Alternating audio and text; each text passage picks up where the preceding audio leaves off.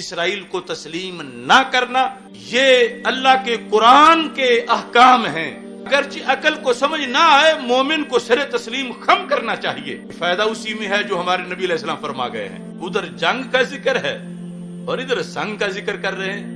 اسرائیل کو تسلیم کرنا دوستی نہیں ہے، اور دوستی کے بارے میں اللہ تعالیٰ فرماتا ہے یہ چھوٹا جرم نہیں ہے، جو ان سے دوستی کرے گا ہم اسے مسلمان شمار نہیں کریں گے، ہم اسے یہودی شمار کریں گے۔ محمد عربی صلی اللہ علیہ وسلم تو آخری وقت نکالنے کی بات کر گئے کہ یہود و نصارہ کو جزیرہ عرب سے نکال دو۔ پاکستان میں ہرگز یہود کا کوئی ایجنٹ ایسی سوچ مت سوچے۔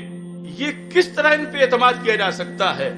یہ تو اتنے خائن ہیں، اور یہ تو وہ خائن لوگ ہیں، یہ بھی سورہ بقرہ میں ہے، کہ اپنے ہاتھ سے لکھ کے کہتے ہیں اللہ کی کتاب ہے یہ تمہارے طرف دوستی کا ہاتھ بڑھائیں گے۔ انہوں نے اب قبضہ کیا ہے مسلمانوں کی سرزمین پہ، اور فلسطینیوں کی 3 نسلیں انہوں نے شہید کی ہیں۔ تو کیا ان عرب حکمرانوں کو ان آیات کا ترجمہ نہیں آتا جو خود عربی ہیں؟ تو کیوں قرآن کو پس پشت ڈالا جا رہا ہے؟ اتنی بڑی دھاندلی کہ قرآن کی آیات سے بھی آنکھیں بند کی ہوئی ہیں، احادیث سے بھی آنکھیں بند کی ہوئی ہیں۔ یقیناً یہ احادیث عرب ممالک کے مفتیوں کو آتی ہیں، قرآن کی آیات کا انہیں پتا ہے، تو پتھر بولے گا۔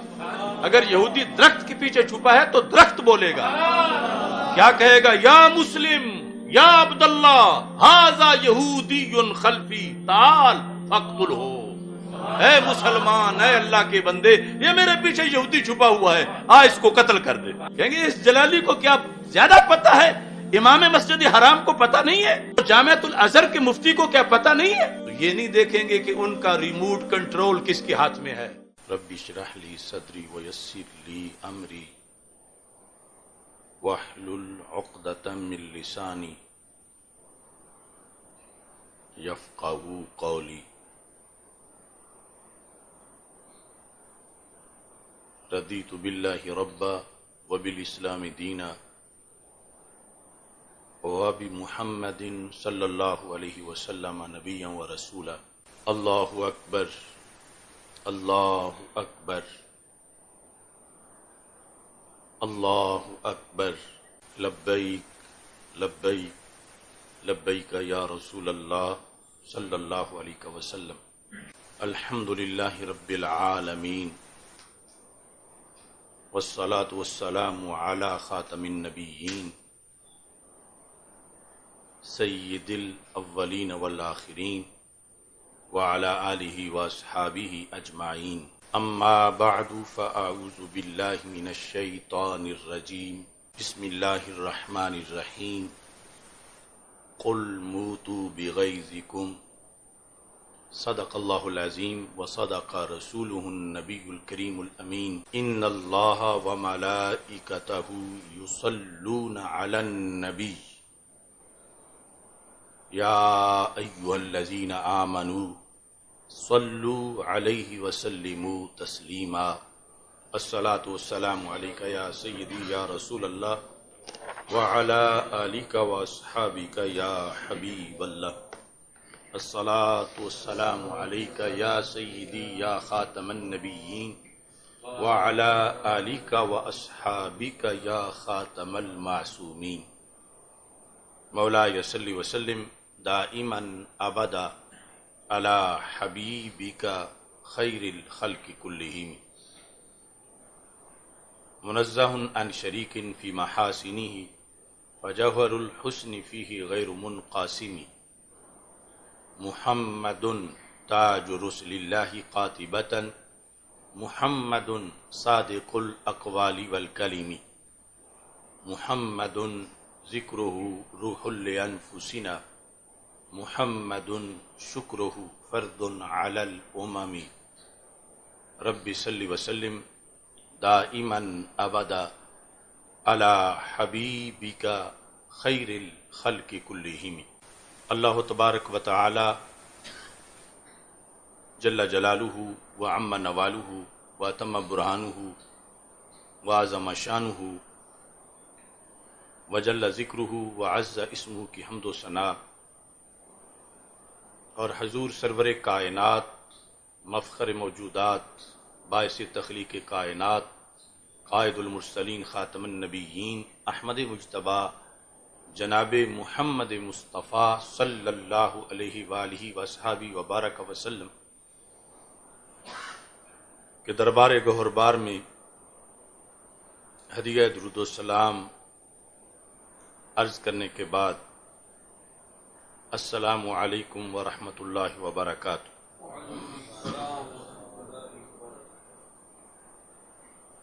رب ذوالجلال کے فضل اور توفیق سے آج انٹرنیشنل حالات کو پیش نظر رکھتے ہوئے مرکز صراط مستقیم تاج باغ لاہور میں اسرائیل مرد آباد کانفرنس کا انعقاد کیا جا رہا ہے۔ میری دعا ہے خالق کائنات جل جلالہ اس وقت ہم پہ جو فریضہ عائد ہوتا ہے اس کے لیے صحیح ترین پیغام امت مسلمہ تک پہنچانے کی توفیق عطا فرمائے اور مسلم حکمرانوں کو بالخصوص عرب حکمرانوں کو توجہ کرنے کی توفیق عطا فرمائے۔ اسرائیل لفظ ویسے مقدس لفظ ہے، جس کا معنی ہے اللہ کا بندہ، جس طرح کہ تفسیر بیضاوی میں اس کی وضاحت کی گئی، لیکن یہ مقدس لفظ ایک ناجائز قبضہ یہود کا نام رکھ دیا گیا اور اتنا پراپیگنڈا کیا گیا کہ اب پوری دنیا میں ہمیں اس قبضے کا رد کرنے کے لیے بھی یہ لفظ بولنا پڑتا ہے، ورنہ لوگوں کو سمجھ ہی نہیں آتی۔ اصل اس کا نام ہے وہ ہے الکیان الصہیون، اور وہ شاید دنیا میں اب کوئی بھی نہ سمجھے، تو اس بنیاد پر مجبوراً ہمیں اسرائیل کا لفظ ہی بولنا پڑتا ہے، اگرچہ ہم نے ساتھ ناجائز قبضہ یہود یہ اردو میں اپنی پوسٹ میں بھی لکھا ہے۔ تو الکیان الصہیون وہ چونکہ پھر عربی کا لفظ تھا تو اس لیے ناجائز قبضہ یہود یہ اسرائیل کا اس وقت عرف میں معنی ہے، ورنہ حقیقی معنی جو ہے وہ ہے اللہ کا بندہ اور اللہ کے عظیم پیغمبر، ان کا یہ لقب ہے حضرت یعقوب علیہ السلام کا۔ تو ہم جس وقت اس کو مرد آباد کہہ رہے ہیں یا اس کے خلاف بول رہے ہیں، اس وقت جو ناجائز قبضہ یہود کی سلطنت ہے اس کے لحاظ سے بول رہے ہیں۔ اور اس میں یہ بھی ضروری ہے کہ کسی کو مرد آباد کہنا کیا شریعت اس کی اجازت بھی دیتی ہے یا نہیں دیتی، کیونکہ بحیثیت مسلم ہماری ہر بات پر مواخذہ ہو سکتا ہے کہ اللہ کے رسول صلی اللہ علیہ وسلم تو سارے جہانوں کی رحمت ہیں، اور اللہ جو ہے وہ رب العالمین ہے، اس کے بندے ہیں، اس کی سرزمین ہے، تو تم کیوں کسی کو مرد آباد کہتے ہو؟ تو اس سلسلہ میں بھی وضاحت ضروری ہے کہ رب ذوالجلال نے قرآن مجید برہان رشید میں یہود کا ذکر کرتے ہوئے اس حقیقت کو خالق کائنات جل جلالہ نے خود بیان کیا اور فرمایا قل موتوا بغیظکم، اے میرے محبوب صلی اللہ علیہ وسلم ان یہود سے کہو کہ تم مر جاؤ اپنے غیظ میں۔ موتو یعنی حالانکہ کوئی اپنے طور پر تو مر سکتا ہی نہیں، اللہ نہ مارے جب تک، تو مگر مقصد یہ تھا کہ رب ذوالجلال نے اپنے غصے کا اظہار کیا اور یہ جواز دیا اپنے بندوں کو کہ جو اس طرح کے لوگ ہیں ان کے بارے میں مرد آباد کا لفظ بولا جا سکتا ہے، جو موتو کا ہی جو مت کا جمع کا صیغہ ہے، مت واحد مذکر مخاطب کے لیے کہ تو مر جا، تو یہ جمع ہے موتو، تم مر جاؤ، اور پیچھے ذکر جو ہے یہود کا ہے جن کو قرآن مجید برہان رشید کی سورہ آل عمران کے اندر آیت نمبر 118 سے لے کر 120 میں خطاب کیا جا رہا ہے۔ تو رب جو ہے اس سے بڑھ کر تو کوئی مہربان نہیں، لیکن جب کوئی اللہ کی حدود سے بغاوت کرتا ہے تو پھر خالق کائنات جل جلالہ اس کے لیے جو اس کی سنت جاریہ ہے اس کے مطابق ہم بھی مرد آباد کا لفظ استعمال کر رہے ہیں۔ دوسرے نمبر پر بخاری شریف میں حدیث شریف ہے کہ ہمارے آقا صلی اللہ علیہ وسلم نے فرمایا قاتل اللہ الیہود، اللہ یہود کو تباہ کرے۔ یہ صحیح بخاری ہے، اگلے دن دورہ حدیث میں جو ہم نے پڑھا تو سرکار صلی اللہ علیہ وسلم جب یہ لفظ بول رہے تھے اس وقت بھی سارے جہانوں کی رحمت، تو کچھ چیزیں ایسی ہیں کہ وہ تباہ ہوں تو پھر کائنات پہ رحمت ہوتی ہے۔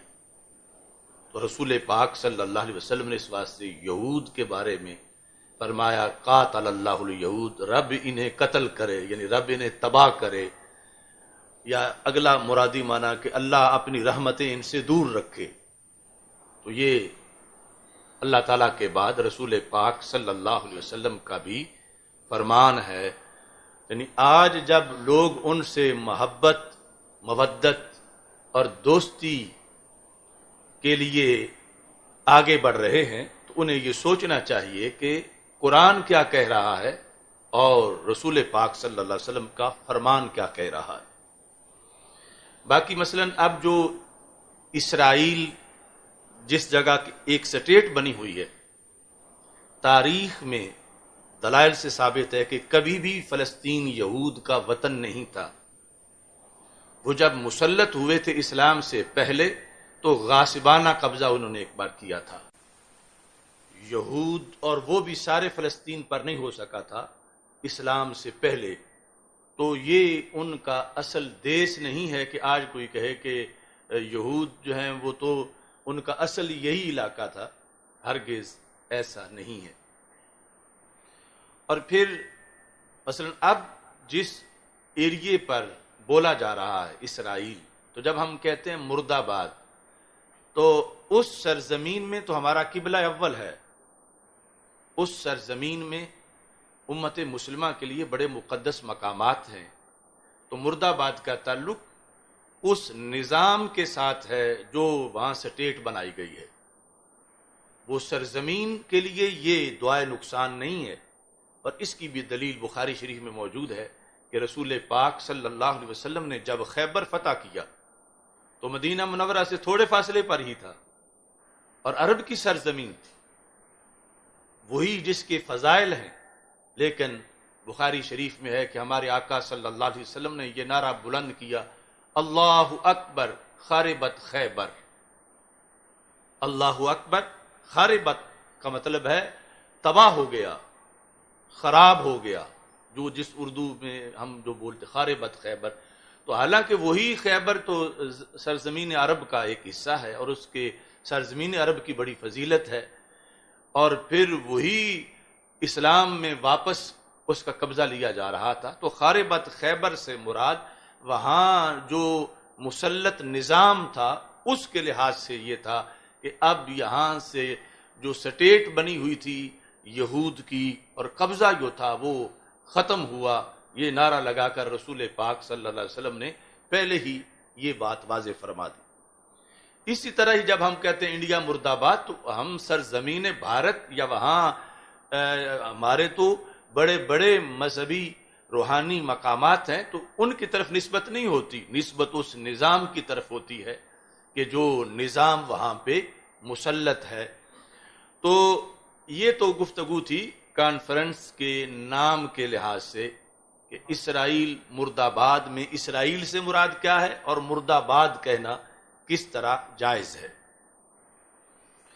آج جس لحاظ سے اس موضوع کی ضرورت ہے وہ یہ ہے کہ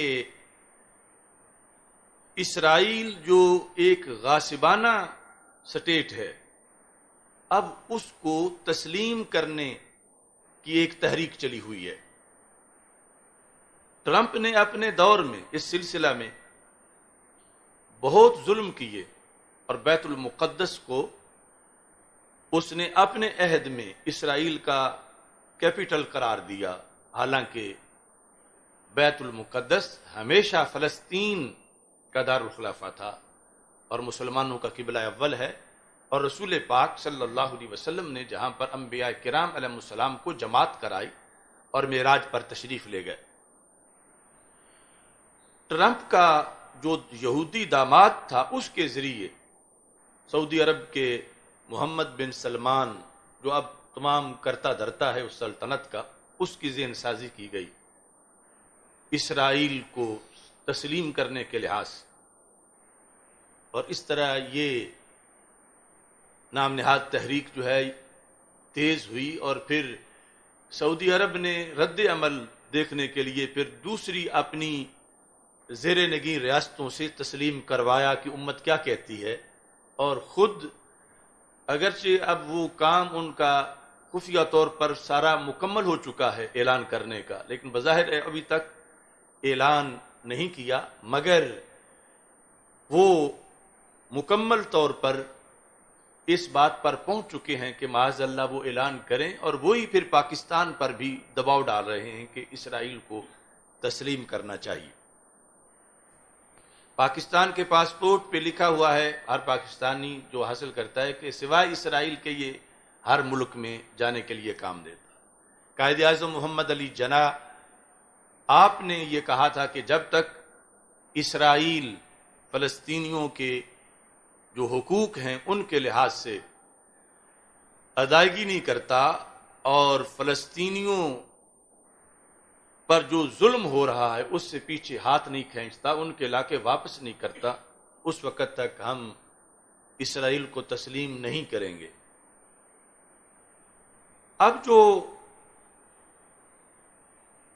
سوڈان نے، متحدہ عرب امارات نے اور کئی عرب ممالک نے تسلیم کر لیا ہے، اور پھر پاکستان کے اندر بھی ایک لابی لانچ کی گئی ہے جو لوگوں کی ذہن سازی کرے کہ آخر کیا حرج ہے، اور وہ مسلسل زہر اگل رہے ہیں، اور چونکہ عوام الناس کو پتہ نہیں کہ قرآن کیا کہتا ہے اس سلسلہ میں، رسول پاک صلی اللہ علیہ وسلم کے فرامین کیا ہیں، کیونکہ قیامت تک یہ دین ہے، تو یہ جو مرحلہ تھا اس کا ذکر بھی قرآن میں ہے، اور اس کے لحاظ سے بھی ہدایات موجود ہیں کہ جب ایسا ہونے لگے تو اس وقت آیات پڑھ کے لوگوں کو بتایا جائے کہ یہ ایک خودکشی ہے اجتماعی طور پر، یہ زہر قاتل ہے امت مسلمہ کے لیے۔ اس بنیاد پر آج وہ احکام قرآن و سنت بیان کیے جا رہے ہیں تاکہ ہم تو سرخرو ہوں، آگے لوگوں تک جب یہ بات پہنچے، جو قبول کرتا ہے نہیں کرتا وہ ان کا معاملہ ہے، لیکن قرآن و سنت کے احکام کو ظاہر کرنا جب دھاندلی ہو رہی ہو، اور محض اس لیے کہ جب باقی سے تجارت ہے تو ان سے بھی تجارت میں کیا ممانعت ہے، یہ باتیں کر کے ان کے لیے رستہ ہموار کیا جا رہا ہے۔ اور جن ملکوں نے تسلیم کر لیا ہے، وہ جب آمد و رفت شروع ہوئی ہے تو وہ ان عرب ممالک کے جو ہوائی اڈے ہیں جب ان سے باہر نکلتے ہیں تو یہودی وکٹری کا نشان بناتے ہوئے باہر نکلتے ہیں، جیسے انہوں نے قبضہ کر لیا ہے، فتح کر لی ہے، اور ان کا ایک منصوبہ ہے گریٹر اسرائیل، جس میں معاذ اللہ وہ اعلان کر چکے کہ نقشے میں مدینہ منورہ کو بھی شامل کریں گے۔ تو یہ اس کی طرف ایک قدم ہے کہ اگر یہ لوگ تسلیم کر گئے تو بالآخر ان کی حیثیت، خواہ وہ سعودی عرب کے حکمران ہوں یا باقی ریاستوں کے حکمران ہوں، ان کی حیثیت محض ایک کٹھ پتلی حکمران کی رہ جائے گی۔ جس طرح کشمیر میں جو کٹھ پتلیاں تھیں، اب ان کو اتنے سالوں کے بعد جا کے ہوش آیا، تو اس طرح یعنی مدینہ منورہ تک وہ اپنی اس ناجائز ریاست کو اور ناجائز قبضے کو بڑھانا چاہتے ہیں۔ اور دوسری طرف جو عرب حکمرانوں کی صورتحال ہے وہ بڑی ناگفتہ ہے۔ عمومی طور پر لوگ یہ سمجھتے ہیں کہ ہم تو اجمی ہیں، ہم تو مرکز اسلام سے بڑے دور ہیں، تو جو مرکز اسلام میں ہیں وہ کیسے غلط ہو سکتے ہیں۔ یہ ایک عام تصور ہے ہمارے اعتقادی مسائل میں بھی کہ اگر اللہ کو پسند نہ ہوتے تو وہ پھر وہاں کیوں ہوتے۔ تو ہمارے آقا صلی اللہ علیہ وسلم نے پوری امت، جس کے لحاظ سے سرکار کو پتا تھا کہ میری امت ہر بر اعظم میں، پوری کائنات میں ہوگی، لیکن آپ نے جب ہلاکت کا ذکر کیا کہ سب سے پہلے یعنی بیڑا کس کا ڈوبے گا، فرمایا ویل للعرب من شر قد اقترب، ہلاکت ہے عرب کی اس شر سے جو قریب آنے والا ہے۔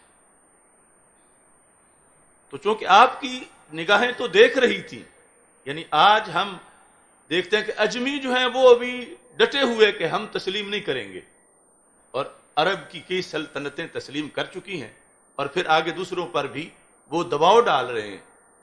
تو قیامت سے پہلے ایک ایسا امت کے لیے دھچکا کہ جس کا سبب عرب بنیں گے۔ نبی اکرم نور مجسم شفیع معظم صلی اللہ علیہ وسلم نے خود اس سلسلہ میں وضاحت فرما دی، اور یہ مصنف عبد الرزاق کے اندر حدیث نمبر 20,777 ہے، جس میں رسول پاک صلی اللہ علیہ وسلم نے یہ ارشاد فرمایا ویل للعرب من شر قد اقترب۔ اور دوسری طرف نبی اکرم صلی اللہ علیہ وسلم نے یہ بھی ارشاد فرمایا ان اول الناس ہلاکا العرب، کہ لوگوں میں سے سب سے پہلے جو ہلاکت کے رستے پہ چل پڑیں گے وہ عرب ہوں گے۔ یعنی ہم تو عرب کے فضائل بیان کرتے ہیں، یقیناً فضائل ہیں اور یقیناً آج بھی اہل حق ہیں، لیکن جو آج پوری امت کو حیرانگی ہے کہ ہم دور والے ڈٹے ہوئے ہیں، وہ قریب والے ایسے کیوں ہو گئے ہیں، تو ان کا ایسے ہو جانا بھی رسول پاک صلی اللہ علیہ وسلم کے سامنے تھا، اور یہ بیان اس لیے کیا کہ بچ کے رہیں، ان کو پتہ رہے کہ ہم اپنی زندگی میں تو ایسا نہ ہونے دیں تاکہ ہم اس وعید میں نہ آئیں۔ لیکن نبی اکرم نور مجسم شفیع معظم صلی اللہ علیہ وسلم نے یہ نشاندہی اس لیے کر لی کہ اجمی پھر پیچھے ان کے نہ لگ جائیں کہ رسول پاک صلی اللہ علیہ وسلم نے ان سے تو ناراضگی کا اظہار کیا ہے، اور ہمیں اپنے اس موقف پہ قائم رہنا چاہیے جو موقف قرآن کا، سنت کا ہمارے سامنے واضح دلائل کی شکل میں موجود ہے۔ اس سلسلہ میں جو سب سے پہلی کوشش کی جاتی رہی آج سے کئی سال پہلے، اللہ کا فضل ہے ہم نے اس وقت بھی آواز بلند کی، وہ کوشش تھی کہ کچھ مسلم سکالرز جو ہیں ان سے یہود و نصارہ کو بلیور اور مومن قرار دلوایا جائے کہ وہ بھی مومن ہیں، جس طرح کہ یہ بات غامدی کرتا رہا، طاہر القادری کرتا رہا، اور طاہر القادری کی باقاعدہ اس میں تقریریں موجود ہیں کہ وہ بھی بلیور ہیں، یعنی اہل کتاب سے اس نے ان کو بلیور کہا، حالانکہ قرآن بار بار ان کو کافر کہہ رہا ہے، اور قرآن بار بار ان کو نان مسلم کہہ رہا ہے، اور یہ تھا کہ نرم گوشہ بنایا جائے کہ باقی ہندو تو اور ہیں، مشرک اور ہیں، یہ تو اہل کتاب ہیں، ان کے لحاظ سے ہمیں اپنا گوشہ نرم کرنا چاہیے۔ تو اس طرح کے سکالرز جو ہیں وہ ایک نہیں، وہ بہت سے ہیں کہ جنہوں نے ایسی باتیں کی، اور یہ پوری وہ مہم اور کمپین تھی جو آج کے حالات کے لیے کئی سال پہلے شروع کی گئی۔ حالانکہ قرآن مجید برہان رشید میں رب ذوالجلال نے سورہ توبہ میں آیت نمبر 29 میں یہ ارشاد فرمایا قاتل الذین لا یؤمنون باللہ ولا بالیوم الآخر، لڑو ان سے، جہاد کرو ان سے، کہ ان سے جو اللہ پر بھی ایمان نہیں رکھتے اور آخرت کے دن پر بھی ایمان نہیں رکھتے۔ اب یہ ساری بات یہود کی آ رہی ہے، اس میں کوئی اختلاف نہیں کر سکتا کہ یہ کوئی مکہ کے مشرکوں کے بارے میں آیت تھی، یہ آیت یہود کے بارے میں ہے، اور اس کا اگلا حصہ بھی جزیے کے لحاظ سے متعین کر رہا ہے کہ یہ یہود ہیں۔ تو اللہ تعالیٰ فرما رہا ہے لا یؤمنون، وہ ایمان نہیں لاتے، ایماندار نہیں ہیں۔ تو یہ کتنی بڑی جسارت ہے کہ انہیں ایماندار قرار دینا اور اس پر کتابیں لکھنا۔ لا یؤمنون باللہ ولا بالیوم الآخر ولا یحرمون ما حرم اللہ ورسولہ، وہ ان چیزوں کو حرام نہیں سمجھتے جو اللہ تعالیٰ نے حرام کی ہیں اور اللہ تعالیٰ کے رسول صلی اللہ علیہ وسلم نے حرام کی ہیں۔ ولا یدینون دین الحق، اور وہ دین حق کو قبول نہیں کرتے۔ یعنی کتنی واضح باتیں ہیں۔ من الذین اوتوا الکتاب، اہل کتاب جن کو کتاب دی گئی، ان میں سے، چونکہ کچھ تو عبداللہ بن سلام رضی اللہ تعالیٰ عنہ جیسے مسلمان ہو گئے، تو کہا کہ اہل کتاب میں سے یہ جو اب تک جنہوں نے کلمہ نہیں پڑھا، یہ کون ہے؟ مومن نہیں ہے۔ کون ہے یہ؟ دین حق پر نہیں ہے۔ حتی یعطوا الجزیۃ عن ید وہم صاغرون، یعنی آگے ان کے کسی مسلم سٹیٹ میں پر امان کے لحاظ سے کہا گیا کہ جب تک وہ اپنے ہاتھوں سے جزیہ نہ دیں، اس حالت میں کہ وہ ذلیل نہ ہوں۔ وہم صاغرون، یعنی جزیہ پیسے صرف لینا مقصد نہیں ان سے، وہ پیسے دیتے وقت ذلت بھی محسوس کریں کہ ہم ذلیل لوگ ہیں۔ صاغرون قرآن کے لفظ ہیں، یہ نہیں کہ کہا جائے کہ وہ عزت والے ہیں اور انہیں برابر کرسیوں پہ ساتھ بٹھایا جائے اور جس طرح کی سب کچھ طاہر القادری کرتا رہا۔ وہم صاغرون، اس پر صحابہ کرام رضی اللہ تعالیٰ عنہ کی تفسیر موجود ہے کہ صاغرون کا مطلب یہ ہے کہ جب وہ جزیہ دینے آئیں تو گورنر اس علاقے کا یا جس افسر کے پاس جزیہ دے رہے ہیں وہ کرسی پہ بیٹھے اور منبر پہ تخت پہ بیٹھے اور یہ سامنے آ کے گھٹنوں کے بل زمین پر بیٹھ کر اس طرح ہاتھوں پہ اپنا جزیہ رکھیں اور وہ ان کی گردن پہ تلوار رکھے، یعنی مارے نہیں لیکن تلوار ان کی گردن پہ رکھے، تو اب قرآنی حکم وہم صاغرون کا پورا ہوگا۔ یعنی اب تو یعنی وہ جزیہ بھی نہیں دے رہے بلکہ مسلم کنٹریز میں اصل سٹیزن شہری وہ بنے ہوئے ہیں، اور قرآن جو ہے وہ یہ کہہ رہا ہے۔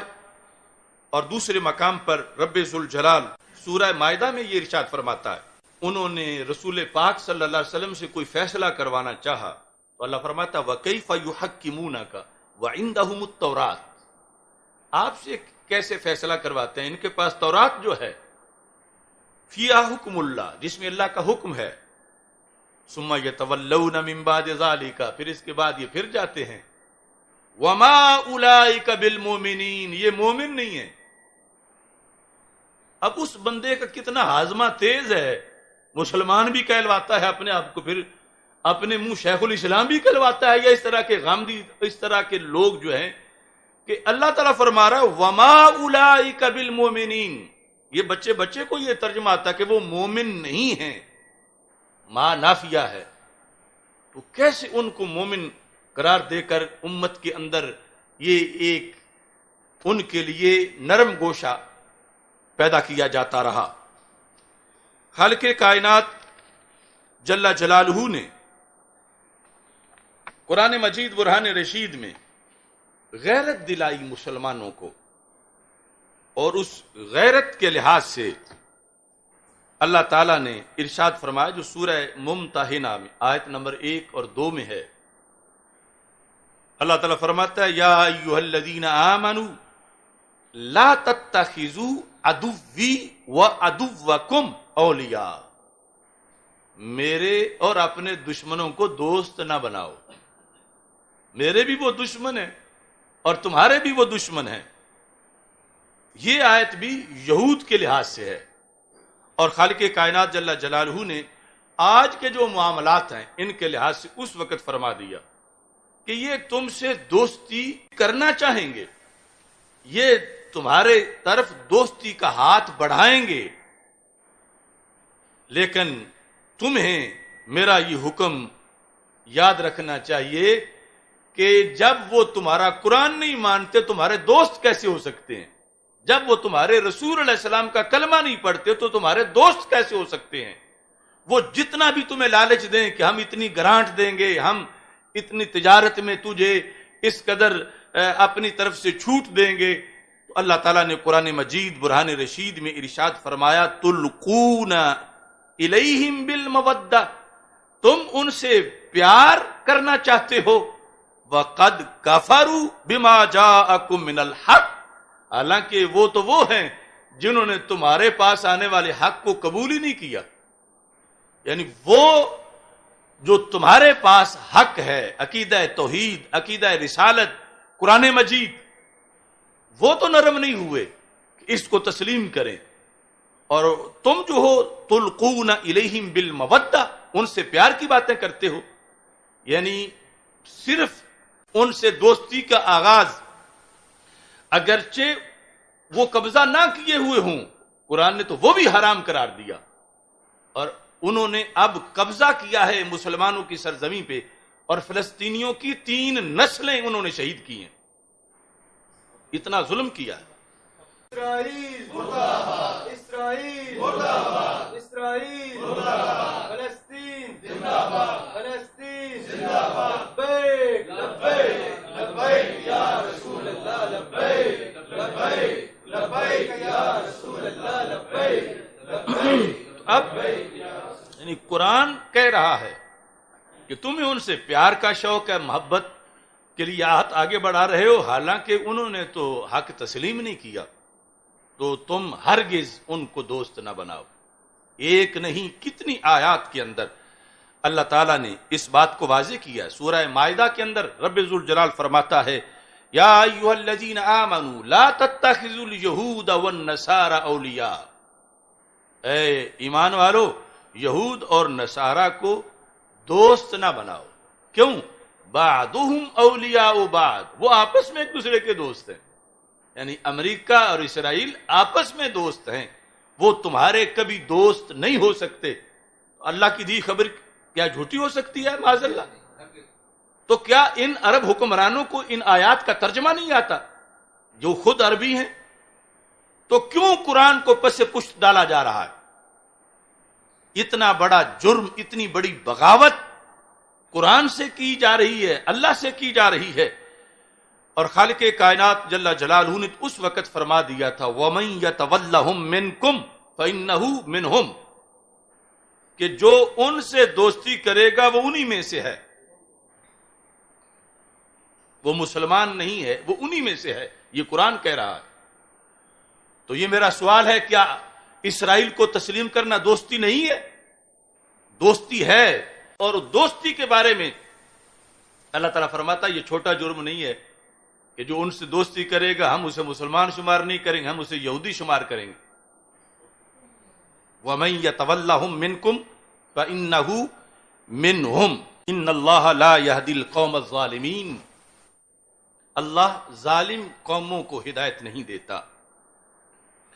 پھر خالق کائنات جل جلالہ ارشاد فرماتا ہے، لا يتخذ المؤمنون الکافرین اولیاء من دون المؤمنین،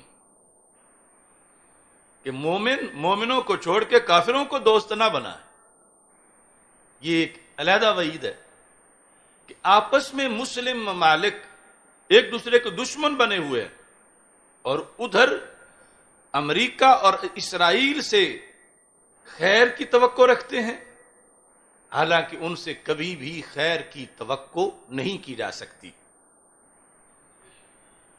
نبی اکرم نور مجسم شفیع معظم صلی اللہ علیہ وسلم نے اس سلسلہ میں مزید وضاحت ان آیات کی، اور آپ نے اپنے آخری خطاب کے اندر فرمایا، اخرج الیہود والنصارى من جزیرۃ العرب، کہ یہود و نصارہ کو جزیرہ عرب سے نکال دو. محمد عربی صلی اللہ علیہ وسلم تو آخری وقت نکالنے کی بات کر گئے.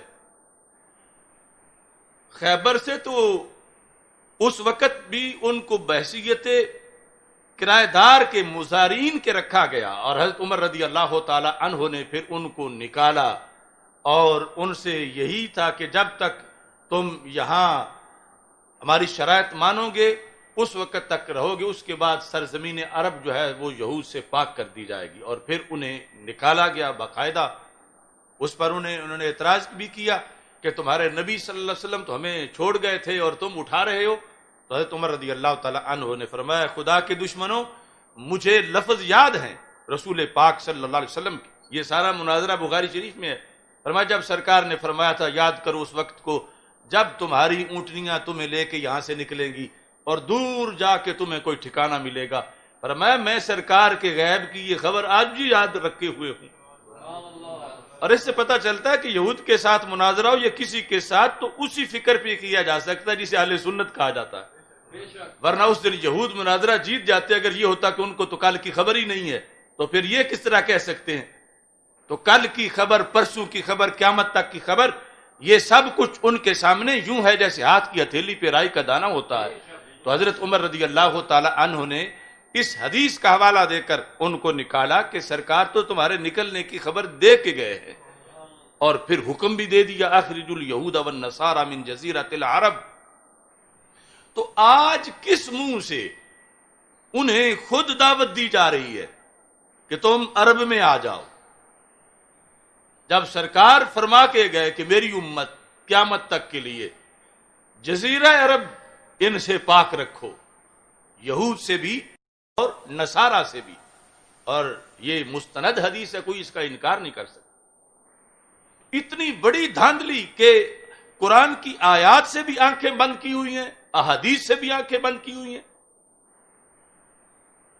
یقیناً یہ احادیث عرب ممالک کے مفتیوں کو آتی ہیں، قرآن کی آیات کا انہیں پتہ ہے، مگر اس حد تک ان کو بے زبان کر دیا گیا ہے کہ آج کوئی یہ آیات پڑھنے کو وہاں تیار نہیں کہ وہ اپنے حکمرانوں کو سمجھائیں کہ اس طرح کیسے کر رہے ہو، یہ تو قرآن سے بغاوت ہے۔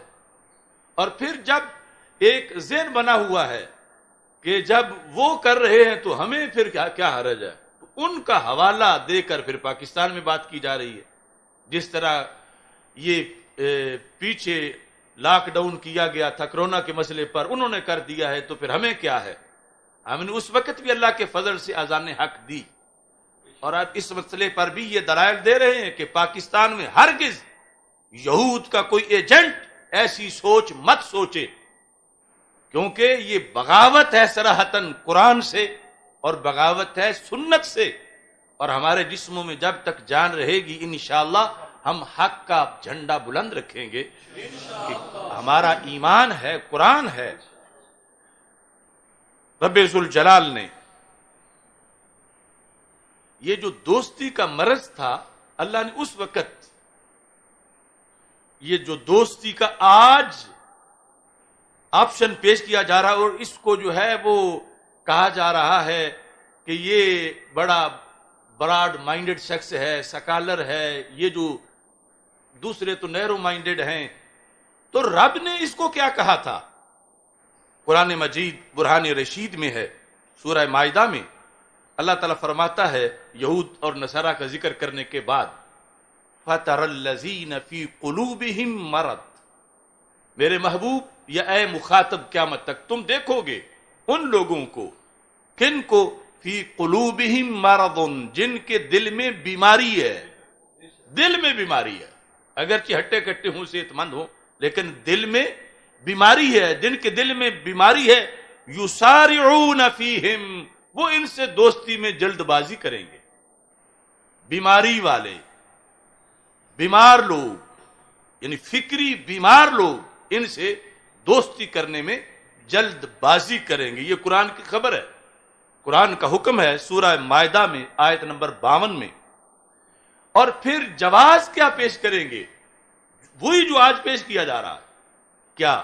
یقولون نخشى ان تصیبنا دائرہ، ہمیں ڈر ہے ان سے دوستی نہ بنی تو ہم کسی سانے کا شکار ہو جائیں گے، ان سے دوستی نہ ہوئی تو ہم بچ نہیں سکتے، یہ بہانہ کریں گے دوستی کا۔ اللہ تعالیٰ نے تو سب کچھ پہلے فیصلے کر دیے ہیں۔ اللہ تعالیٰ فرماتا ہے فَعَسَى اللَّهُ أَن يَأْتِيَ بِالْفَتْحِ أَوْ أَمْرٍ مِّنْ عِندِهِ، قریب ہے کہ رب تمہارے لیے فتح لے آئے یا اپنی طرف سے کوئی امر، فَيُصْبِحُوا عَلَى مَا أَسَرُّوا فِي أَنفُسِهِمْ نَادِمِينَ، کہ جب رب فتح لے آئے گا تو حق پہ ڈٹ جانے والوں، وہ جو تمہیں مشورے دیتے تھے دوستی کے، وہ اپنے اندر اندر پھر شرم محسوس کریں گے. الا ما اسروا فی انفسہم، جو انہوں نے دلوں میں چھپائی ہوئی تھی تحریک دوستی کی، کیا ہوں گے؟ نادمین، ہو جائیں گے نادم، شرمسار ہوں گے کہ ہم قوم کو کیا پکواتے رہے اور کیا کہتے رہے، اور ہم سمجھتے تھے کہ اب کوئی سہارا نہیں، رستے بند ہو گئے ہیں، اگر دوستی کریں گے تو بچیں گے. تو رب یہ اتنی بڑی فتح کہاں سے لے آیا؟ اور اللہ نے جو فتح دی تو یہ جو اس وقت تنگی کے زمانے میں ڈٹے رہے، تو اب ان کے سامنے ہم کس منہ سے بولیں؟ ہم تو کہتے تھے کہ معیشت بھی تباہ ہو جائے گی، جی نہیں سکیں گے عسکری طور پر، سیکورٹی کے لحاظ سے، لیکن یہ تو جو ہم سوچ رہے تھے اس کے بالکل برعکس ہو گیا اور امت مسلمہ پھر غالب آ گئی. تو اللہ تعالیٰ فرماتے ہیں وہ جو بیمار لوگ دوستی کا مشورہ دینے والے تھے، بالآخر ان کو شرمندگی ہوگی اپنی اس سوچ پر، اور امت مسلمہ کا جھنڈا پھر بھی بلند ہوگا اللہ کے فضل. تو یہ قرآن مجید برہان رشید کے واضح طور پر فرامین ہمیں رہنمائی کر رہے ہیں، اور ان کو آج ہائی لائٹ کرنا از حد ضروری ہے، تاکہ اب دیکھو نا، ادھر صرف اس طرح کی باتیں ہیں جس طرح تارے عنکبوت ہوتا ہے، اس سے بھی نرم، مکڑی کے جالے سے بھی نرم، اور ادھر قرآن ہے جس میں شک ہو ہی نہیں سکتا، ادھر حدیث ہے مستند جس میں شک ہو ہی نہیں سکتا. اور پھر رب ذوالجلال نے ان باتوں کی طرف بھی متوجہ کیا، یعنی دوستی جب کوئی بنائے گا تو رب نے کہا یہ قائم نہیں رہے گی، وہ تمہیں ماریں گے کیونکہ وہ آپس میں دوست ہیں، تمہارے نہیں ہو سکتے. تو تم کبھی بھی ان کے جھانسے میں نہ آنا کہ ہم دوست بن گئے تو ہم بچ جائیں گے. قرآن مجید برہان رشید میں رب ذوالجلال نے سورہ بقرہ میں ان کا ذکر کرتے ہوئے فرمایا آوا کلما عاہدوا عہدا نبذہ فریق منہم بل اکثرہم لا یؤمنون، کہ یہ جب بھی انہوں نے تاریخ میں کوئی معاہدہ کیا تو خود ہی انہوں نے توڑا. جب قرآن یہ کہہ رہا ہے اور آج اس معاہدے پہ مسلم سلطنتیں دستخط کرتی جا رہی ہیں، اور اللہ تعالیٰ نے فرمایا کہ یہ کس طرح ان پہ اعتماد کیا جا سکتا ہے دنیاوی معاملات میں، یہ تو اتنے خائن ہیں. فویل للذین یکتبون الکتاب بایدیہم ثم یقولون ھذا من عند اللہ. اور یہ تو وہ خائن لوگ ہیں، یہ بھی سورہ بقرہ میں ہے، کہ اپنے ہاتھ سے لکھ کے کہتے ہیں اللہ کی کتاب ہے، یہ لکھتے اپنے پاس سے ہیں، یعنی اپنی بات کو کلام اللہ قرار دیتے ہیں. فویل للذین یکتبون الکتاب بایدیہم، اپنے ہاتھوں سے لکھ کے کوئی مضمون، ثم یقولون ھذا من عند اللہ، کہ یہ اللہ کی طرف سے ہے. جو رب کے بارے میں اتنا بڑا جھوٹ بول جاتے ہیں، تمہارے لیے کیسے سچ بولیں گے؟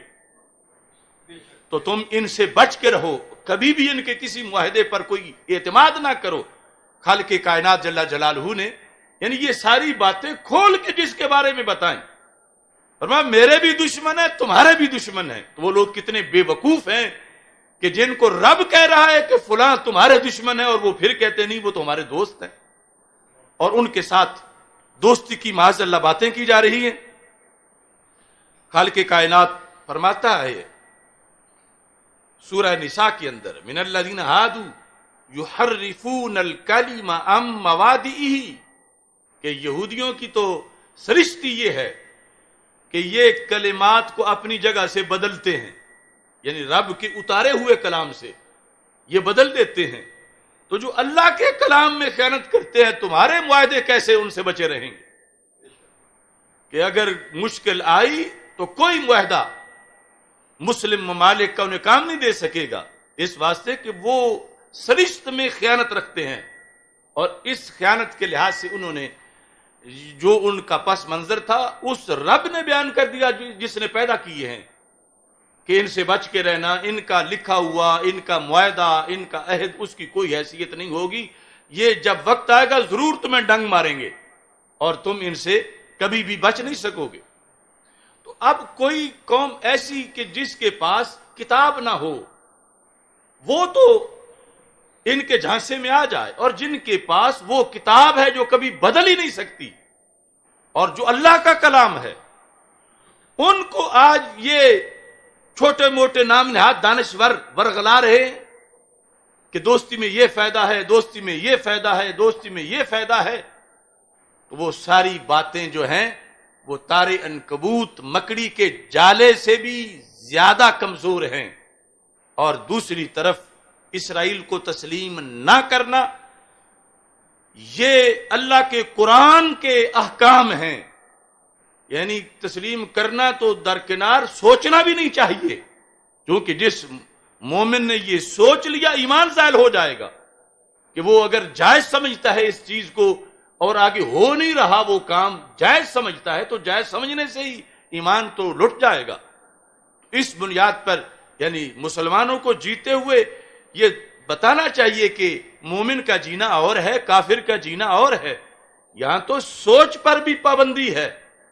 یعنی جس وقت رب ذوالجلال نے فرمایا فلا وربک لا یؤمنون حتی یحکموک فیما شجر بینہم ثم لا یجدوا فی انفسہم حرجا مما قضیت ویسلموا تسلیما، کہ کوئی اس وقت تک مومن ہو ہی نہیں سکتا.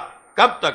فرمایا جب تک وہ میرے رسول صلی اللہ علیہ وسلم کے فیصلے کے بارے میں اتنا مطمئن نہ ہو جائے کہ دل میں بھی اس کے خلاف نہ سوچے.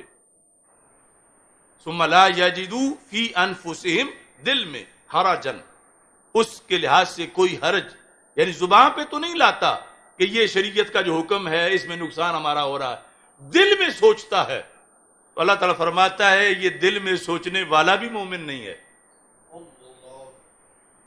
یہ 5ویں پارے میں واضح فرما گئے فلا وربک، محبوب مجھے تیرے رب کی قسم، لا یؤمنون، وہ مومن نہیں ہوں گے. کب تک؟ حتی یحکموک فیما شجر بینہم، جب تک کہ اپنے جھگڑوں کیسوں معاملات میں آپ کی حکومت تسلیم نہ کر لیں. ثم لا یجدوا فی انفسہم حرجا مما قضیت، اور پھر جو آپ نے حکم دیا ہے اگرچہ عقل کو سمجھ نہ آئے مومن کو سر تسلیم خم کرنا چاہیے کہ فائدہ اسی میں ہے جو ہمارے نبی علیہ السلام فرما گئے ہیں. اور اگر دل میں بھی سوچے کہ نہیں فائدہ والے تو دوسری بات تھی، بس ہم مومن ہیں زبان سے کہہ کچھ نہیں سکتے، تو رب تو دلوں کے حال بھی جانتا ہے. تو قرآن میں کہا جس نے دل میں بھی ایسا خیال کیا تو وہ مومن نہیں ہے. مومن تب ہے جب زبان اور دل دونوں سے وہ مطمئن ہو کہ جو سرکار دو عالم صلی اللہ علیہ وسلم نے فرمایا برحق ہے، اگرچہ بظاہر عقل کہتی ہے سراسر نقصان ہو گیا ہے معاذ اللہ، ایسا فیصلہ بھی کوئی اگر ہو جس عقل کو سمجھ نہیں آ رہی، تو مومن کی شان یہ ہے عقل قرباں کن بپیش مصطفیٰ صلی اللہ علیہ وسلم، کہ وہ کہے کہ 100% وہی فائدہ مند ہے جو کچھ رسول پاک صلی اللہ علیہ وسلم ہمارے لیے فرما گئے ہیں. تو نبی اکرم نور مجسم شفیع معظم صلی اللہ علیہ وسلم کیا فرما گئے ہیں؟ جس طرح شروع کے اندر کچھ احادیث کا میں نے تذکرہ کیا، ہمارے آقا صلی اللہ علیہ وسلم ارشاد فرماتے ہیں، جو سیاستہ میں بار بار حدیث آئی ہے، فرمایا لا تقوم الساعہ، اس وقت تک قیامت نہیں آئے گی. یہ گارنٹی ہے سرکار کی طرف سے، اس وقت تک قیامت. کب تک؟ حتی یقاتل المسلمون الیہود، یہاں تک کہ مسلمانوں کی یہود سے جنگ ہوگی. ادھر جنگ کا ذکر ہے اور ادھر سنگ کا ذکر کر رہے ہیں کہ ہم ایک جیسے ہیں. فَيَقْتُلُهُمُ الْمُسْلِمُونَ، فرمایا مسلمان قتل کریں گے ان کو. حَتَّى يَخْتَبِئَ الْيَهُودِيُّ مِنْ وَرَاءِ الْحَجَرِ وَالشَّجَرِ، یہاں تک کہ یہ ڈرپوک پتھروں اور درختوں کے پیچھے چھپیں گے. یہ سرکار کی آنکھ دیکھ رہی تھی. حتی یختبئ الیہودی، یعنی یہ آخری نبی ہیں، ان کی آنکھیں چھپے ہوئے لوگوں کو بھی دیکھ لیتی ہیں، جو ظاہر بیٹھے ہوں انہیں کیسے نہ دیکھیں، اور جو غیروں کو دیکھتے ہیں اپنوں کو کیوں نہ دیکھیں. حتی یختبئ الیہودی من وراء الحجر والشجر، کچھ چھپیں گے پتھروں کے پیچھے، کچھ درختوں کے پیچھے. تو پتہ چلا کہ اکثر وہ جنگ پہاڑی علاقے میں ہوگی اور جنگلوں میں ہوگی، کہ وہ فائنل جو جنگ ہے کہ وہ پتھروں اور درختوں کے پیچھے چھپیں گے. تو سرکار فرماتے ہیں پھر چھپ کے کہاں جائیں گے؟ کیا درختوں نے میرا کلمہ نہیں پڑھا ہوا؟ کیا پتھر میری گواہی نہیں دیتے؟ سرکار فرماتے ہیں وہ فَيَقُولُ الْحَجَرُ أَوِ الشَّجَرُ، اگر پتھر کے پیچھے چھپا ہے تو پتھر بولے گا، اگر یہودی درخت کے پیچھے چھپا ہے تو درخت بولے گا. کیا کہے گا؟ یا مسلم یا عبداللہ ھذا یہودی خلفی تعال فاقتلہ. اے مسلمان، اے اللہ کے بندے، یہ میرے پیچھے یہودی چھپا ہوا ہے، آ اس کو قتل کر دے. یعنی پتھر لبرل نہیں بنیں گے، درخت لبرل نہیں بنیں گے. جو آج کچھ بندے بن گئے ہیں مسلمانوں میں سے، پتھر وفادار رہیں گے اور درخت بھی وفادار رہیں گے. اور وہ کہیں گے یہ چھپا ہوا، یہ تو یہ سمجھ کے چھپا ہوا ہے کہ درخت کو کیا پتا ہے اور پتھر کو کیا پتا ہے، مگر ہر کے عشق مصطفیٰ سامان اوست، بحر و بر در گوشائے دامان اوست. یہاں تو موجیں سمندروں کی معاون بن جاتی ہیں، یہاں تو شیر بھی سرکار کے غلاموں کے سامنے سر جھکا کے اوپر بٹھا لیتے ہیں. پتھر اور درخت خود بولیں گے کہ آؤ میرے پیچھے یہ چھپا ہوا ہے. یہ نہیں کہ اس سے آ کے معانقہ کرو، جب پھی ڈالو، نہیں، فقتلو، اسے قتل کرو. تو یہ سرکار ہمیں دے کے گئے ہیں صلی اللہ علیہ وسلم دین، جو سینکڑوں کتابوں میں حدیث ہے، سینکڑوں میں سند صحیح کے ساتھ مختلف راویوں سے. اور یہ ہمارے اس موضوع کی بھی دلیل ہے کہ کان جدھر لگائیے تیری ہی داستان ہے. جب میں کہتا ہوں یہ زمین بھی سنی ہے، وہ آسمان بھی سنی ہے، جلوائے خورشید سنی، کہکشاں بھی سنی ہے، تو کچھ لوگ کہتے ہیں یہ چیزیں یہ تو مکلف ہی نہیں ہیں، ان کو کیا پتا، یہ جامد ہیں، یہ بے جان ہیں، تم انہیں بھی سنی بنا رہے ہو. اس پر میری یہ دلیل ہے کہ پتھر اگر مومن صحیح العقیدہ سنی نہ ہو تو اسے پتا کیسے چلے کہ یہ یہودی چھپا ہوا ہے. آج بول نہیں سکتے مگر وقت آیا تو بولیں گے، لیکن جو بول نہ رہا ہو اس کے سنی اور مومن ہونے کا انکار تو نہیں کیا جا سکتا. اس بات پر نبی اکرم صلی اللہ علیہ وسلم نے فرمایا الا الغرقد، سوائے غرقد کے درخت کے، جو آج اس قبضہ مقبوضہ علاقے میں زیادہ لگایا جا رہا ہے، رسوائے غرقد کے درخت کے، فإنہ من شجر الیہود، وہ یہودیوں کا درخت ہے، تو وہ نہیں بولے گا، وہ شجر یہود. تو یہ ہماری دلیل ہے کہ کچھ درخت سنی ہوتے ہیں، کچھ یہودی ہوتے ہیں. من شجر الیہود، یعنی یہ فرقہ واریت نہیں، یہ حق ہے. تو ہمارے آقا صلی اللہ علیہ وسلم نے تو درختوں کا نظریہ بھی بیان کیا، اور جنہیں دھتکارا کہا یہ شجر یہود ہے، کیوں وفاداری نہیں کرے گا اس وقت جب اس کے پیچھے یہودی چھپے گا، یہ نہیں بتائے گا. اور اس کے علاوہ لاکھوں درخت اور پتھر وہ بولیں گے کہ میرے پیچھے یہ یہودی چھپا ہوا ہے. تو جس امت کے پاس اتنا بڑا حوصلہ ہو رسول پاک صلی اللہ علیہ وسلم کی طرف سے دیا ہوا، وہ کیوں کسی کے سامنے اپنے آپ کو جھکائے. اور آج وقت ہے، یعنی 2-4 نہیں سینکڑوں احادیث ہیں جس میں جغرافیائی طور پر ہمارے آقا صلی اللہ علیہ وسلم نے نشانیاں بتائی ہیں، جانوروں کے لحاظ سے نشانیاں بتائی ہیں، درختوں کے لحاظ سے، کنویں جو ہیں اور جھیلیں ان کے لحاظ سے، اور وہ ہر چیز صداقت دے رہی ہے. اور مومن یہ نام نہاد باز جو ہیں وہ پھسلتے جا رہے ہیں.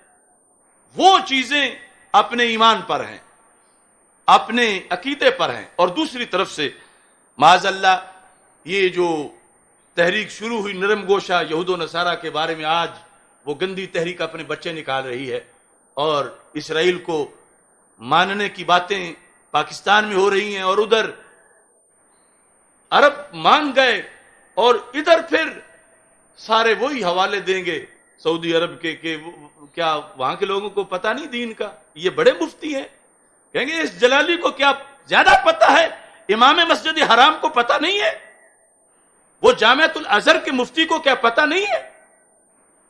تو یہ نہیں دیکھیں گے کہ ان کا ریموٹ کنٹرول کس کے ہاتھ میں ہے, اور ہم لوگوں کے تیور دیکھ کے نہیں, اللہ کا حکم دیکھ کے بولتے ہیں. اللہ کے اللہ آخری دم تک اس پہ استقامت عطا فرمائے. نبی اکرم نور مجسم شفیع معظم صلی اللہ علیہ وسلم آپ کے لحاظ سے یہود کو جتنا پتا تھا اتنا اور کسی قوم کو نہیں تھا. یعنی مشرکین نے مکہ کو یا نصارہ کو اتنا پتا نہیں تھا جتنا یہود کو پتا تھا. یہاں تک کہ جو یہود کی کتابیں ہیں ان میں انہیں جو کتاب حزقیال ہے اس کے اندر اس نے خبردار کیا تھا یہود کو, اور کہا تھا کہ ایک امت آئے گی جس کو امت محمد صلی اللہ علیہ وسلم کہا جائے گا, اللہ وہ تم پہ ظاہر کرے گا.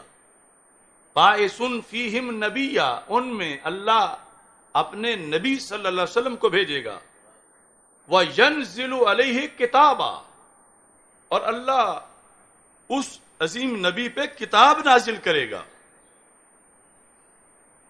اور دوسری طرف خود قرآن مجید برہان رشید اس بات کو واضح طور پر بیان کرتا ہے کہ رب ذوالجلال نے یہ ارشاد فرمایا, وَكَانُوا مِن قَبْلُ يَسْتَفْتِحُونَ عَلَى الَّذِينَ كَفَرُوا فَلَمَّا جَاءَهُم مَّا عَرَفُوا كَفَرُوا بِهِ فَلَعْنَةُ اللَّهِ عَلَى الْكَافِرِينَ. پہلے جب جنگیں ہوتی تھیں سرکار کی آمد سے پہلے, یہ ہمارے سارے مفسرین نے شان نزول بیان کیا ہے, یہود سرکار کے نام سے مدد مانگتے تھے کہ رب وہ جو نبی آخر الزمان صلی اللہ علیہ وسلم تشریف فرما ہوں گے ان کے صدقے ہمیں فتح عطا فرما دے. اللہ فتح دے دیتا تھا. تو جب سرکار آئے تو ان کو یہ تھا کہ ہماری تو چودراہٹ ختم ہو گئی, نبوت تو ادھر آ گئی. تو پھر انہوں نے ماننے سے جب انکار کیا تو اللہ تعالیٰ فرماتا ہے فَلَمَّا جَاءَهُمْ مَا عَرَفُوا, یہ ماں نافیہ نہیں ہے جس طرح طاہر القادری نے بنایا تھا. یہ بھی ہم بچپن میں تھے اس وقت ہم نے یہ غلطی نکالی تھی طاہر القادری کے ترجمے. فَلَمَّا جَاءَهُمْ مَا عَرَفُوا, جب آئے ان کے پاس وہ جنہیں وہ پہچانتے تھے. تو پھر زیادہ افسوس یہ ہے کہ پہچانتے تھے کافروا بھی, مانتے نہیں تھے. تو پتہ چلا جاننا اور چیز ہے, ماننا اور چیز ہے. یہاں تک کہ آیا کہ انہیں اپنے بچوں کے بارے میں کسی کا جو بیٹا ہے اتنی پہچان نہیں تھی کہ یہ میرا ہی ہے, جتنا انہیں یہ پتا تھا کہ یہ محمد عربی صلی اللہ علیہ وسلم اللہ کے رسول ہیں. تو اس طرح یعنی پہلے سارا انہیں موجود پتا تھا, اور یہ صرف حسد اور بغض کی بنیاد پر انہوں نے رسول پاک صلی اللہ علیہ وسلم کا انکار کیا, اور وہ بھی اللہ نے قرآن میں ذکر کیا. تو پھر ان کے جو بڑے تھے سرکار کی آمد سے پہلے انہوں نے اپنی خبر میں وہ کتاب حزقیال کے اندر یہ لکھا ہے وَيُمَلِّكُكُمْ رِقَابَكُمْ, یہ جو امت آئے گی اے یہود ان کے ساتھ معاملہ صحیح رکھنا ورنہ یہ تمہاری گردنوں پہ چڑھ کے بیٹھیں گے. ان کے بڑے ان کو خبر دے رہے تھے. یعنی یہ یہود کتاب حزقیال کے اندر انہوں نے اس امت کی کہ ان میں نبی ہوں گے, اور نبی صلی اللہ علیہ وسلم کے جو غلام ہیں وہ ایسے ہوں گے یملکہم, ملا کا یملکہم مالک بنانا, کہ رب انہیں مالک بنا دے گا. کس کا؟ تمہاری گردنوں کا.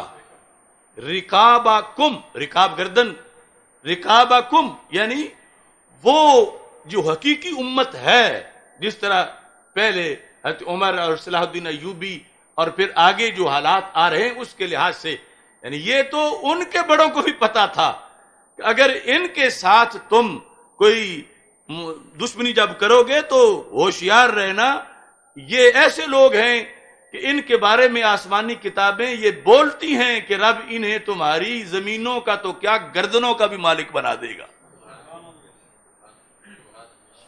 آج یہ حقائق اس لیے سامنے رکھے جا رہے ہیں کہ ہر کوئی سوچے۔ اس میں ہم عربی میں بھی انشاءاللہ ایک پروگرام کریں گے کہ یہ حدیثیں تو ویسے عربی میں متن پڑھ رہا ہوں، تو صرف اس نقطہ نظر سے کہ اپنی طرف سے ہم یہ بات پہنچا دیں، آگے مرضی ہے کسی کی وہ کیسے اس پہ عمل کرتا ہے۔ رسول پاک صلی اللہ علیہ وسلم کا ایک فرمان الفتن کے اندر 21 صفحے پر حدیث نمبر 37 آج کے حالات کے بارے میں ہو بہو، یعنی سرکار یہ نہیں چاہتے کہ ایسا ہو، لیکن سرکار کی آنکھ ایسا ہوتا دیکھ کے خبر دے رہی تھی کہ تاکہ جو بچ سکیں وہ بچ سکیں اور اوروں کو بچانے کا کردار ادا کر سکیں۔ لا یصیبن اہل الاسلام البلاء والناس حولهم یرتعون۔ اب یہ بریلوی فکر پر ہی سمجھا جا سکتا ہے، پر ایک زمانہ آئے گا کہ اہل اسلام پر بھوک آ جائے گی، معیشت کمزور ہو جائے گی۔ والناس حولهم یرتعون، اور ان کے ارد گرد جو سارے لوگ ہیں وہ موج میلے میں ہوں گے۔ یرتعون کا لغوی معنی ہے جانوروں کا چرنا، یعنی ادھر بالکل قحط ہوگا اور ادھر وہ عیاشیاں کر رہے ہوں گے۔ تو ایسی صورتحال میں جب مسلم امہ کو بھوک کا سامنا ہے اور دیکھ رہے ہیں یہودی بڑے عیاشی کر رہے ہیں، نصارہ عیاشی کر رہے ہیں، تو فرمایا پھر تھوڑے لوگ ہی حق پہ قائم رہ سکیں گے۔ حتیٰ ان المسلم لا یرجع یہودیہ، یہاں تک کہ کچھ نام نہاد مسلمان یہودی بن جائیں او نصرانیہ، یا نصرانی بن جائیں۔ کیوں؟ من الجہد، بھوک کی وجہ سے۔ یعنی یہ جو کچھ ہو رہا ہے حدیث اس کو بتا رہی ہے کہ کہتے ہیں معیشت نہیں مستحکم ہو رہی، ہم ان سے ملیں، ہم ان سے لیں، بھوک آ گئی ہے، خزانے خالی ہو گئے ہیں، یعنی دوسرے جو ماننے والے ہیں وہ بھی یہ باتیں کہہ رہے ہیں۔ تو اس ماننے کو سرکار فرما رہے ہیں کہ وہ یہودی بن جائیں گے یا نصرانی بن جائیں گے، کہ جب صرف دولت کی وجہ سے انہیں یہ نہیں کہ کوئی دوسری طرف سے کوئی دلیل بڑی مل جائے گی کہ وہ مذہب ماننا چاہیے، دلیل کوئی نہیں ہوگی، صرف بھوک کے لحاظ سے، یعنی جس میں ویسے بھوک ایسی نہیں ہوگی مگر ان کے جو عیش و عشرت کے تقاضے ہیں اس کے لحاظ سے سمجھیں گے۔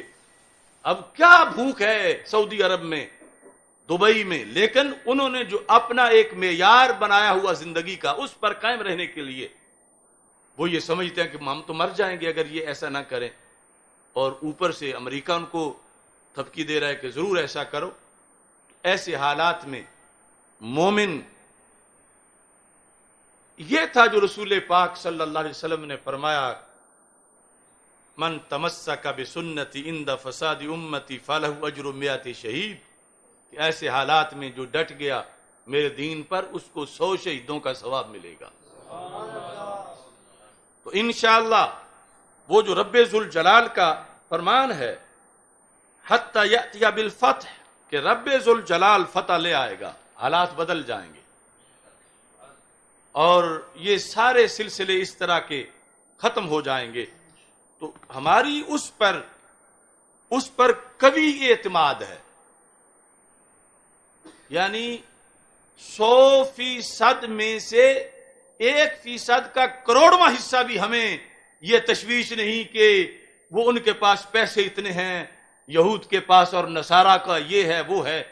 ہم ان کی حیثیت اللہ کے فضل سے تارے عنکبوت سے بھی کم سمجھتے ہیں، مکڑی کے جالے سے بھی کم۔ اس واسطے کہ ہم اللہ پر یقین رکھتے ہیں اور رسول پاک صلی اللہ علیہ وسلم کی ختم نبوت کے متوالے ہیں۔ اسی موضوع کو پیش نظر رکھتے ہوئے میں نے جیل میں جو دیوان لکھا صدائے قفس، پنجرے کی آواز، اپنے پنجرے میں نے وہاں یہ لکھا، پھر وطن میں عام ہوگی اہل حق کی روشنی، پھر وطن میں عام ہوگی اہل حق کی روشنی، پھر چمن کی ہر کلی ہی باحیا ہو جائے گی۔ اس وقت یہ جو موٹر وے والا سانحہ تھا اور اس طرح کی ساری باتیں پہنچی اور دل بڑا کڑ رہا تھا کہ یہ پاکستان کے اندر روزانہ اخبار بھرے ہوئے ہیں کہ 3 ماہ کی بچی ہے، 3 سال کی بچی ہے، فلاں ہے فلاں ہے، اس طرح کے وہ لفظ زبان پہ نہیں آتے۔ پھر وطن میں عام ہوگی اہل حق کی روشنی، پھر چمن کی ہر کلی ہی باحیا ہو جائے گی، پھر ابابیلوں کے لشکر آ اڑیں گے حرم پہ، پھر ابابیلوں کے لشکر آ اڑیں گے حرم پہ، آج کے ابرا کی ہتھنی پھر تباہ ہو جائے گی۔ یہ امریکہ اسرائیل وہاں والے ڈرے ہوئے، پھر ابابیلوں کا لشکر آ اڑے گا حرم پہ، آج کے ابرا کی ہتھنی پھر تباہ ہو جائے گی، پھر پہاڑوں کے کلیجے پھٹ پڑیں گے خوف سے، پھر پہاڑوں کے کلیجے پھٹ پڑیں گے خوف سے، پھر سمندر کے عمق میں شاہراہ ہو جائے گی۔ عمق کہتے ہیں گہرائی کو۔ پھر سمندر کے عمق میں شاہراہ ہو جائے گی، ہر طرف ختم نبوت کے چلیں گے قافلے، پدیوں کی ہر سواری ہی فنا ہو جائے گی۔ یہ سب پدیاں ہیں، وہ قادیانی ہوں، یہودی ہوں، نصرانی ہوں، امریکی ہوں، ہر طرف ختم نبوت کے چلیں گے قافلے، پدیوں کی ہر سواری ہی فنا ہو جائے گی، پھر حنین و بدر کے جلوے ملیں گے کو بکو، ظالموں پہ بستی بستی کربلا ہو جائے گی، پھر سے ہوگا کارواں یہ سوئے طیبہ گامزن، پھر تو سارے ہی سفر میں واہ واہ ہو جائے گی،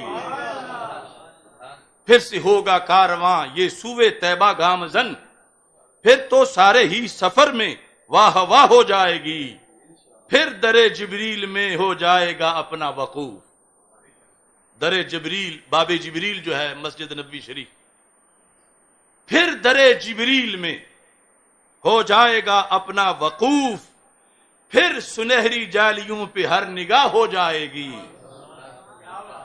ہر طرف انصاف کے بچے جوان ہو جائیں گے۔ اب تو نام تحریک انصاف ہے لیکن وہ تو بانج ہے۔ ہر طرف انصاف کے بچے جوان ہو جائیں گے، ہر طرف مدنی حکومت دیر پا ہو جائے گی،